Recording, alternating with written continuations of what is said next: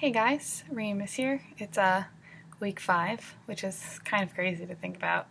We've been doing this for like so long again. But time flies when you're having fun, right? I think that's how the saying goes.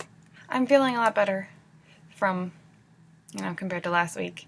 And I appreciate everyone who kind of, reached out to check on me, because I know I was kind of a mess.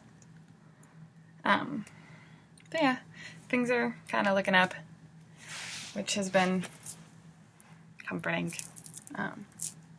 This week, the topic for our videos from Professor Flitwick is nature versus nurture, which I guess essentially we're supposed to talk about whether we think that, the environment that we were raised in, if it has any kind of impact on us, or if it's all, like genetics based or whatever. And I don't know, I guess it's kind of, I hate to like take the easy route out and say it's all circumstantial, but I think for the most part environment plays more of a key factor in how a person turns out, only because genetics doesn't have much, to my knowledge, genetics doesn't have much of an impact on, like, your personality, or the way that you behave. It can maybe influence, like, your behavior in the sense that, like, someone with alcoholism in their family might stay away from the drink, or people who have had a history of depression or anxiety disorders or something like that, you're more prone to seeing it in offspring. But that's the same with, disease too, and medical disorders as opposed to like mental health.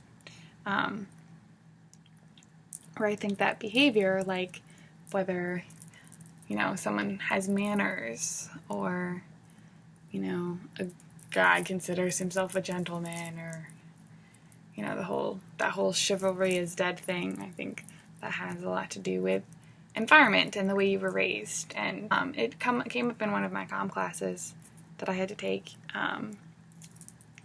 Different kinds of like parenting lead to different kinds of relationships. And so if you had parents who were very active in your life and very